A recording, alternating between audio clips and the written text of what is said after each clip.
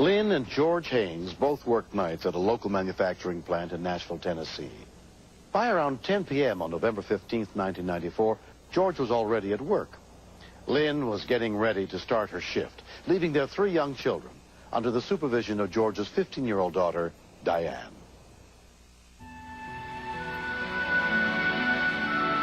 My stepdaughter, Diane, is a great child. She is responsible. She's mature. She's had seizures. So the doctors have put her on Depacote. And if you don't take it at the certain times, then it doesn't work. It's like not taking it at all. So her father bought her an alarm box. It tells you it's time to take your medicine.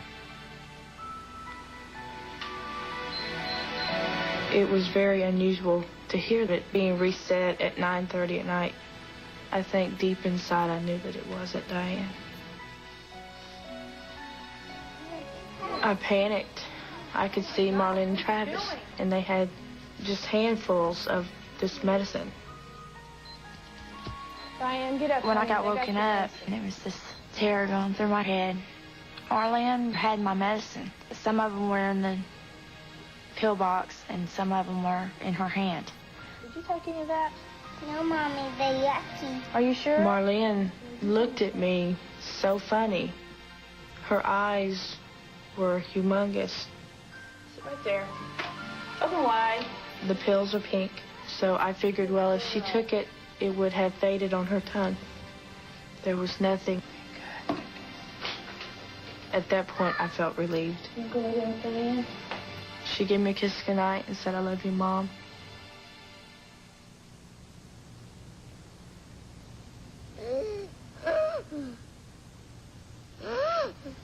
Around 4:30 a.m., 6-year-old Sean woke up. Marlene was making noises. She woke me up. It sounded like... Wake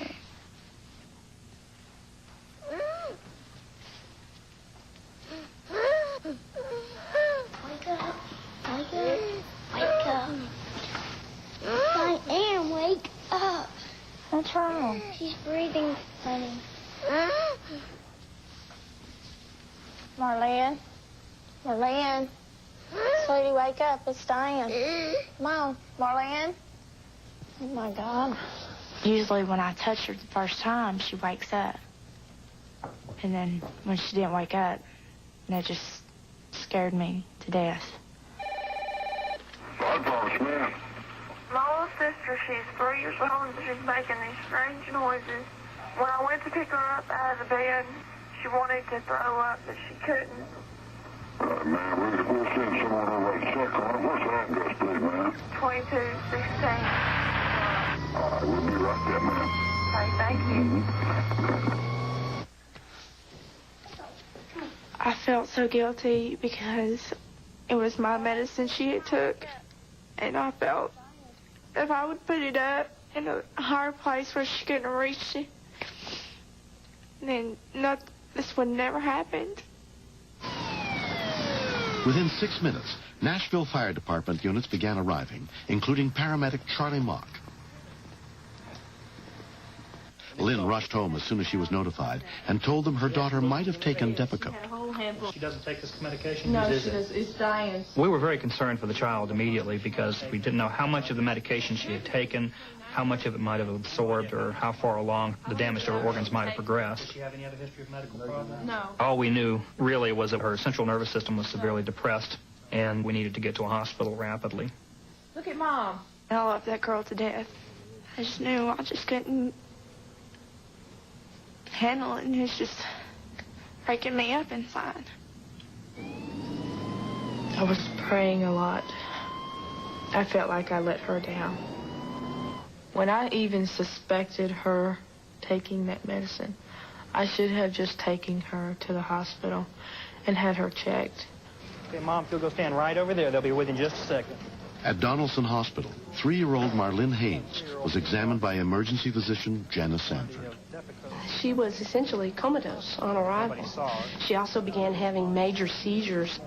She had several major body systems which were beginning to fail her.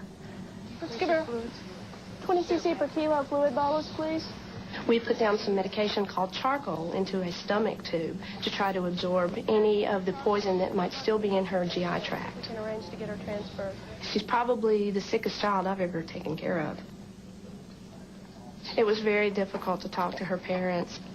Hi, are you Marlene's parents? Mm-hmm. I'm Dr. Sanford. I'm sorry to have to tell you, your little girl is very sick. Well, it looks like she's taken served in Vietnam, and I saw some terrifying things, but I don't believe I've ever been frightened any more than I was then. These pills that she took. I'm afraid that's going to be about all we can do for her here at this hospital, though. She couldn't breathe on her own. Somebody had to do it for her. And it scared me. All I could see was her head. And they had this tube coming out of her mouth with this balloon on it. They pushed that balloon, and that was her air.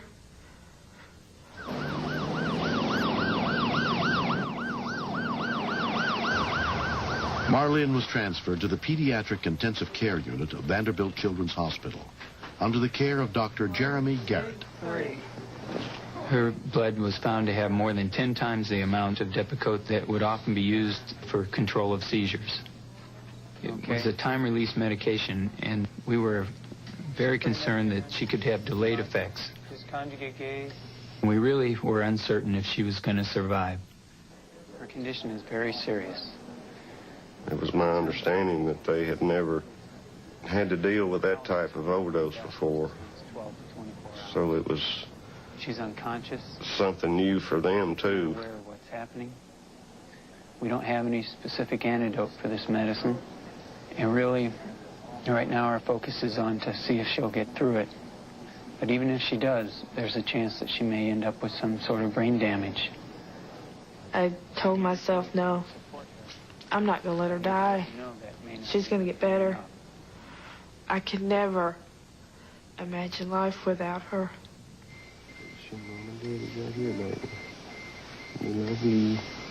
I knew that she was fighting for her life. I probably prayed more that night than I have in the last 20 years, I guess. Dr. Garrett gave Marlene a drug to try to help her poisoned system carry oxygen better and waited to see what would happen. Her Depacote level dropped dramatically throughout that day. Mama's here. Daddy's here, Marlene.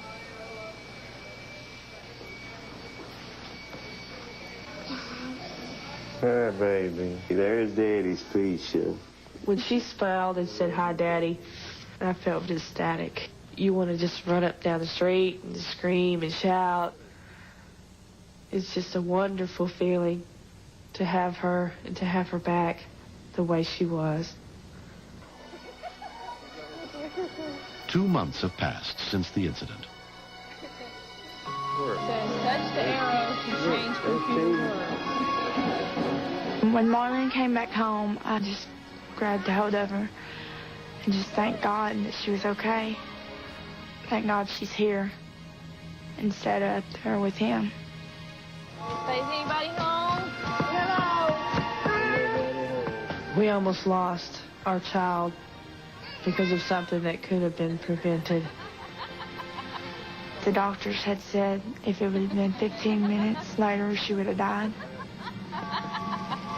Come on. A lot of pills are brightly colored, and they can look like candy. It's very important that the parents keep the pills in their original child-proof containers and then keep them on a high locked shelf out of the reach of their children to prevent them from sampling some of the pills that they may very well think are candy. It doesn't hurt me. I love Mom and Daddy. When I look at Marlene now, I see a lifetime with her, and I am just so grateful to everyone. It knocks one down, Sean, every 5 minutes. One on each side of the family. I kind of felt like it was an awakening personally because it made me think about how much we take for granted. I believe that the greatest treasure we have on this earth is the children that God gives us.